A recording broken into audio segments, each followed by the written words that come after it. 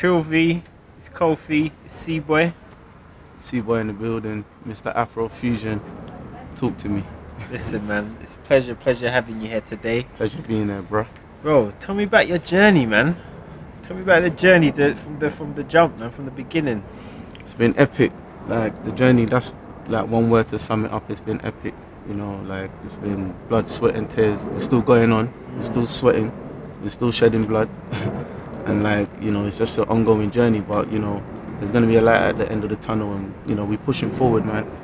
You know, we started from nothing. Yeah. You know, started from like recording in flats, you know, and just getting together with friends like we're doing now and just spitting bars, you know, and then it just became, it was an idea at first and then put into action. Started, you know, rapping from about, what, 13? Wow. You know, yeah. Put out my first mixtape like 15, 16. Swear down. Yeah. Wow. You know what I mean? And it was funny, do you know what I mean? Like, I got a few people on there, like, looking back in it, like, you know, the style wasn't there, I was still growing, you understand? In your sound. Yeah. But then, obviously, I went to uni as well at the same time. Studied chemical engineering. Serious? Yeah, for 2 years. And that wasn't for me, that was for my parents. I heard that. Because I'm African, you see, and, you know, they just want to brag about what their children are doing, you know. Yeah. So they can go to church and say, oh, sister, son is doing this, you know what I mean? So, I studied chemical engineering, and unfortunately, Is it unfortunate, though? Unfortunately, because that's not what I really wanted to do. Yeah.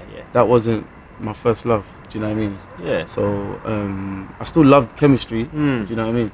But that wasn't my first love, and unfortunately, I say, because I fell into, like, the wrong company, and, you know, I got incarcerated for a little while. Okay. And that was in my second year of uni. I was like, what, 19? Wow. Yeah. And parents must have been... Woo! They was lying now. They were saying, where's your son? He's in Manchester. He's in Birmingham, you understand? They're not going to tell everybody that I'm in jail, sure, you understand? For sure. So I went there. I learned a valuable lesson, you understand? And that is just do what you feel and what makes you happy and what you believe in, you understand? You can't live your life for anybody else, because when you go into a situation like that, there is no one, literally, it's just you. Do you understand? So I was alone with my thoughts. I learned my first lesson on the first day. Do you know what I mean, of being there? Yeah. But it took time for me to understand why I was there and to be humble.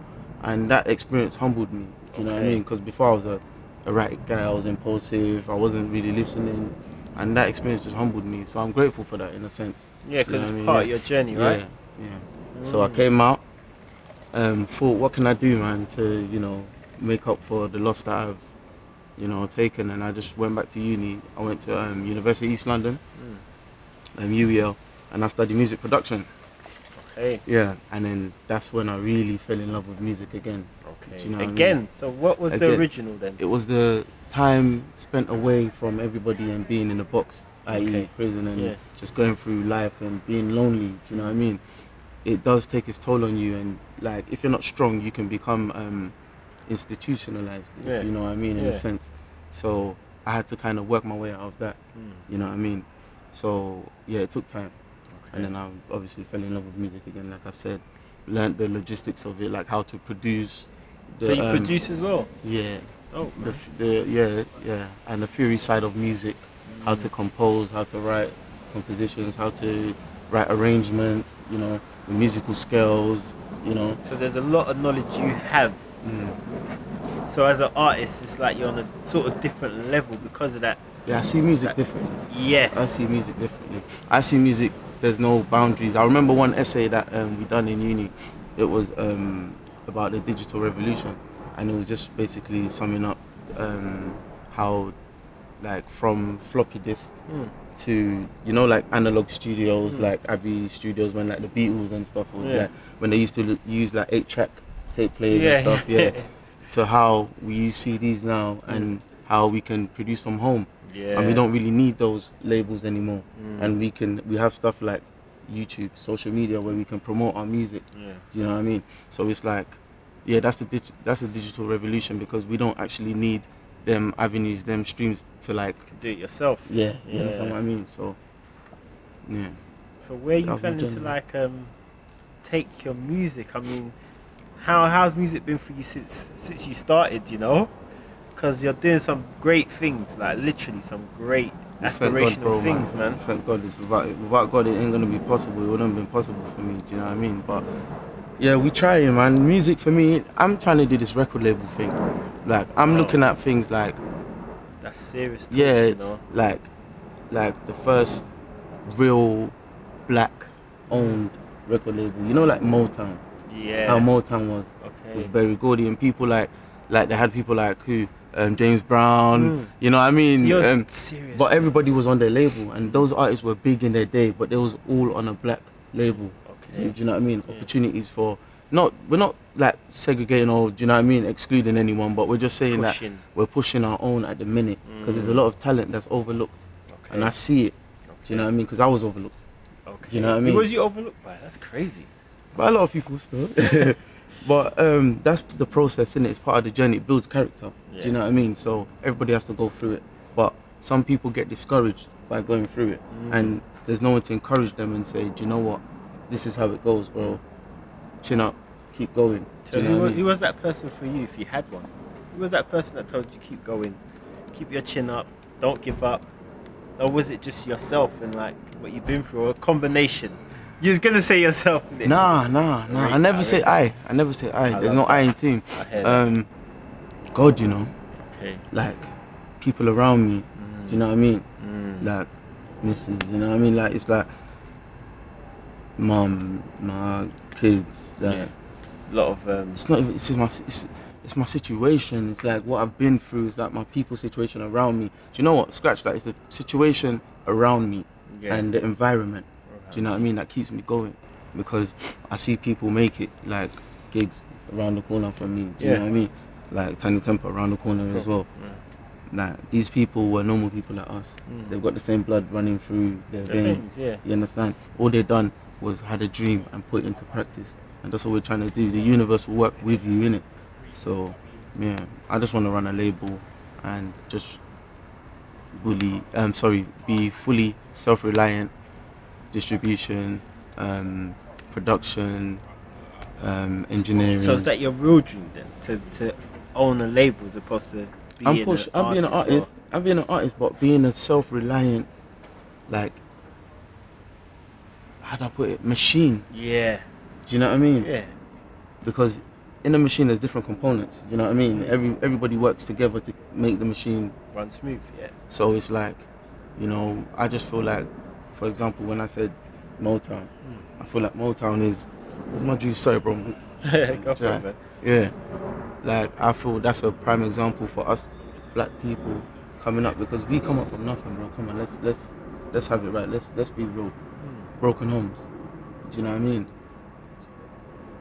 Like, you know, not really hardships. Yeah, discriminations. Not much opportunities. Do you understand what I'm saying? Not much people have education to fall back on. Do you know what I mean? So there's other avenues that black people can show, like, the world that do you know what I mean? That just, I don't know how to explain it. Just we exist. We're here. Do you know what I mean? We have dreams too. Like, you know, we have ambition. We can do it. Do you know what I mean? It's, yeah, man. Like, I don't know, man. So you're trying to take it all the way. Then it's not just like fun and games for you, obviously. Yeah, it's not fun and games. That's why people say to me, "You're too serious." That's because I am a serious guy. Yeah, I was smart. Yeah, but I'm serious because I know where I'm coming from. I know where I'm going back to. I know what I see around me. Do you know what I mean? Everybody's having fun, but that's like the other day I was saying, my guys, they go out, they go raving. You know, we go out, we do shows, but after a show, I want to go home, or I want to go studio and work. Yeah. Because I know after this, the fun and games, cameras go. We still got to grind. If you don't work, you're not gonna be hot tomorrow. If you don't make another track, you're not gonna be hot. You understand what I'm saying? And not much people understand that. So it's the work ethic. Where did you learn that? Is it a combination of the studying that you're doing? Nah, Tupac, bro. Okay. Tupac, bro. Straight. Tupac. Okay. Tupac. So he's one of your inspirations. One of my biggest inspirations, yeah. One of my biggest inspirations, and Fella as well. Okay. Fella Kuti, because the reason why, because he had like his own, like the shrine. Everybody knows it. Do you understand? That was in like Africa, Lagos. Do you understand? Yeah. They go there. It's like a place like this. They go there. He puts on his own shows. It's in his own venue. Yeah. You know what I mean? Yeah. This was back in the day, like in 19 whatever. Yeah. You understand what I'm trying to say? 70s and 80s. It's filling out arenas, filling out whatever, making his own money. That's your own revenue. You're creating your. Do you know what I mean? So it's like that was done then. We're in what 2016? 17. Sorry. It's the weed. Yeah, cut it out. No, I'm joking. 2017. Yeah. Come on, bro. Like, we're supposed to be taking it to astronomical levels. Like, we're supposed to be reaching the stars. Do you know what I mean? Like, my daddy was a pilot before he died. Do you know what I mean? I never really knew him. He died when I was 2, but he was a pilot. Do you understand? I can't now come to London and come and start doing being anything less than anything less than great, because I never came here to come and join gangs. I never came here to follow the road. I never came here to go to prison. But I lost sight of the vision because of the environment around me. Do you understand? And that's the reason why I want to create the label, so that, you know, give us opportunities and, you know. So the type of music you make now, tell us a bit more about it. The sort of music that you're... Sorry, man, I went deep there, man. Sorry, man. No, it's always good to go deep, because people need to hear the realness. No, I heard that. Do you know what I mean? People need to appreciate your mindset and where you're coming from, because it lets them know why you make the sort of music you do. I hear that. Yeah? But what is the type of music that you make? Afrofusion, that's what it's called, man. Definitely. Afrofusion is eclectic music. It's music from all walks of life, different genres fused together to create Afrofusion, in a sense, because I'm African. I believe because I am African, we're all African, if, do you know what I mean, we do our research, do you know what I mean? But I believe because I'm African, anything I say, anything I do is Afrofusion. It's Afro beats, because that's me. That's embedded within me. I'm son of the soul, do you know what I mean? So if, whether or not I get a mustard track, or I get a trap beat, and I spit Afrofusion with my dialect, do you understand what I mean? On a beat, it's all about you make it Afrofusion. Do you know what I mean? That's why you got people today like Young Bane, Shy, all these guys doing their thing, Culture Funds. Do you know what I mean? MJ Huss, because it's the way they do it. If you see the beats, they voice over. It's modern beats. Do you know what I mean? There's nothing different from a Drake beat, or do you know what I mean? But it's just the way they say it. You understand what I'm saying? It's not. What do you say? It's not what you say. It's how you say it. Yeah. You understand what I mean? Yes. So So what do you reckon is your biggest track today, or your favorite? Your favorite track and your biggest track today. Because I heard some new heat and. Favorite track today, to date, would be, I would say, Bad Guys. You ain't even heard that one, bro. That's coming out soon. Still, Bad Guys. Yeah, that's coming out soon. That's getting pushed. That track here is the prime example of Afrofusion. Okay. And I'm proud of it because I created that beat as well. Okay. You know Produced and okay. So it's like, obviously with my boy Slick Vic came in, you know, I did the executive touch on it. You know what I mean? Of course, you always need this. But I built that beat from scratch. Do you know what I mean? And to build something from scratch and to see it being pushed. Do you know what I mean? It's a different thing. Yeah. To see life being like breathed, like being like put into your work is great, man. Do you know what I mean? It's a good feeling. So like, I just can't wait for that to happen. That's my biggest track anyway, Bad Guys. Yeah. Afrofusion, sick. Where can people find you, listen to your music? You know, let them know, man, because... you can follow me at C_boy music on all social media platforms. That's at C_boy music. Don't forget to, you understand? You'll see my face there, you know what I mean? Handsome boy, fine boy, no pimples. You can't miss me. You understand? So yeah. Hey, bro, man, listen. What you said is, you got a different level of thinking, you know? I'm trying, bro, man. I'm trying. It wasn't done overnight, bro, man. It was a long process. Do you know what I mean? A lot of trial and error. But yeah, man. What's the hardest thing that you've overcome then during this process then?